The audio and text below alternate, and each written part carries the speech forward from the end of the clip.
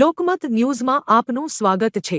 પોર જિલ્લા પંચાયતના ભાજપના ઉમેદવાર અંકિતાબેન પરમાર દ્વારા પોતાના સમર્થકો સાથે કાશીપુરા રમણગામડી સહિતના વિવિધ વિસ્તારોમાં પ્રચાર કરવામાં આવ્યો હતો। 26મી એપ્રિલે સ્થાનિક સ્વરાજ્યની ચૂંટણી યોજાનાર છે। ચૂંટણીને હવે ગણતરીના દિવસો બાકી રહ્યા છે, જેને લઈને ઉમેદવારોએ પોતાના પ્રચાર અભિયાનને વેગવંતું બનાવ્યું છે। પોર જિલ્લા પંચાયતની બેઠક પર સૌની નજર રહેલી છે। આ બેઠક ઉપર ત્રિપાંખીયો જંગ છે। આ બેઠકની ચૂંટણી રસાકસી ભરી બની રહેશે। પોર જિલ્લા પંચાયતના ભારતીય જનતા પાર્ટીના ઉમેદવાર અંકિતાબેન પરમાર દ્વારા જનસંપર્ક અંતર્ગત આજરોજ કાશીપુરા રમણગામડી સહિતના વિવિધ વિસ્તારોમાં ચૂંટણી પ્રચારે નીકળ્યા હતા। તેમની સાથે તાલુકા પંચાયત બેઠકના બીજેપીના ઉમેદવાર ખુશ્બુબેન પટેલ પણ જોડાયા હતા। અલગ અલગ ગામોમાં ઉમેદવારો દ્વારા પોતાનો પ્રચાર કરવામાં આવ્યો હતો।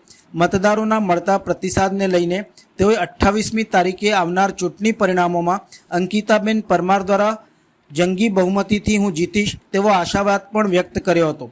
અંકિતાબેન પરમારે મોટા કાફલા સાથે લોકસંપર્ક ફેરણીમાં પહોંચ્યા હતા અને મતદારો વચ્ચે જઈને તેઓને મત આપવા માટે અપીલ પણ કરવામાં આવી હતી। આજે અમે અમારા મત વિસ્તાર કાશીપુરાથી પ્રચાર કરવાનું ચાલુ કર્યું છે અને ખૂબ સારો મારા મતદારોને પ્રતિસાદ મળી રહ્યો છે અને આખું ગામ અમારી સાથે અમારી જોડે ફરી રહ્યું છે, ત્યારે લોકોને ખૂબ વિશ્વાસ છે અને લોકોના વિશ્વાસ પર ખરો ઉતરવા અમે તૈયાર છે અને કોઈનો પણ કશો વિરોધ થયો નથી અને લોકોમાં એટલી ઉત્સાહની લાગણી છે કે બેન હવે તમે આવ્યા છો તો જે રીતે અત્યાર સુધીમાં કામ થતા આવ્યા છે આગળ પણ વિકાસના કાર્ય એવી રીતે હાથ ધરવામાં આવશે। સામે પક્ષ દ્વારા જે આ રોડનો મુદ્દો ઉઠાયો હતો અને રોડ કેટલા સમયથી કામ ચાલુ છે અને આજે દૂર ડામરી ઉઠી હોય પ્રજા માટે મુશ્કેલી પડતી હોય, આવનાર દિવસોમાં કે શું પગલાં ભરવામાં આવશે?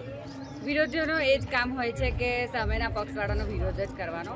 અમે વિરોધ પર ધ્યાન ના કરતા અમારા કામ પર વધારે ધ્યાન આપીએ છીએ અને મારી જનતા મારા મતદારો મારી સાથે છે અને મારી જનતાને પણ ખબર છે કે ટેન્ડરિંગ પાસ થઈ ગયું છે, કામ ચાલુ છે અને વહેલા મોડા રોડનું કામ પણ પતી જશે। તો મને એવો કોઈનો વિરોધ જાણવા મળ્યો નથી અને મને ખબર છે કે લોકોનો મારા પર વિશ્વાસ છે અને એમના વિશ્વાસ પર ઉતરવા તૈયાર